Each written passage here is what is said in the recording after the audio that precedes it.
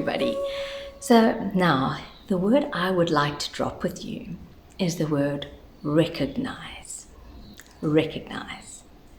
At the moment, I'm busy with a market, and there are 100 different stalls with food and drinks and something to eat. There's things to smell. There are so many things. Got a lovely labby saying hello. There are so many different things vying for my attention. And one of my helpers the other day said, "Hey, did you hear the song that's playing?" And I said, "Oh, whoa." And I had to stop for a minute. And then, I realized, oh, yes, I do like that song. Now, I didn't hear the song before until she mentioned it. But the song was always playing. My attention just wasn't on it. And so this is very similar to the way God works. He's always speaking, but there are some times where we are just not aware of it until someone brings our attention to it. And that is what I would love us to do. I want to heighten your sensitivity to recognize the Lord speaking, because He is always speaking to us. The Bible tells us that every good and perfect gift comes from the Lord. So what if we chose to believe that every good thought, every good idea that we get is the Holy Spirit prompting us? The decision to quickly phone someone that you haven't spoken to in a while, or to buy your hubby a chocolate, or maybe to do a run for a friend that you hadn't thought of before. What if we believe that all of these unctions were actually the Holy Spirit speaking to us? You see, He speaks in so many different ways. We just have to get better at learning to listen. I was speaking to friends of ours the other day, and they said they were really praying and fasting and seeking the Lord for something. And just out of the blue, I said, "Well, do you spend time listening? Are you writing down what you feel the Lord saying?" And they kind of looked at me with shocked eyes going, "No, we didn't."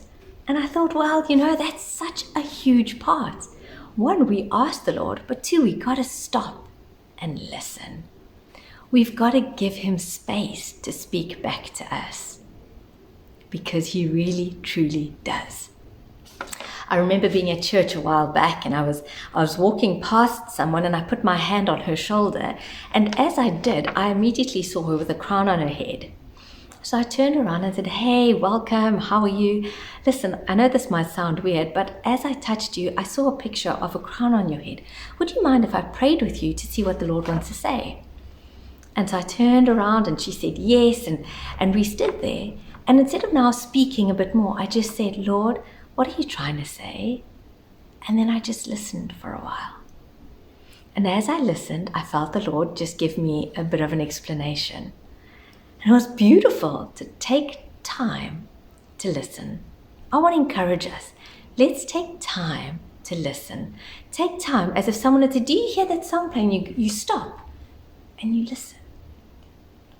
So part of recognizing that the Lord is speaking is taking time to listen. A while after the crown incident, there was another time I was walking to church, and I run quite a bit, and so I'm quite aware of the aches and pains in my body. And I knew that morning there was nothing wrong. But as I walk from my car to the church, my left knee starts hurting. And I'm like, "Oh, what's going on?" And so I walk into church, I climb the stairs, and my knee is still hurting. And during worship, I just said, "Lord, is this my knee that's hurting, or is this you?" And I felt Him say, "It's me." And I just felt the Lord saying, "Listen, He wants to heal left knees today." And so I went up, and we said, "Listen, is there anyone here with a knee that's hurt?" Big step of faith.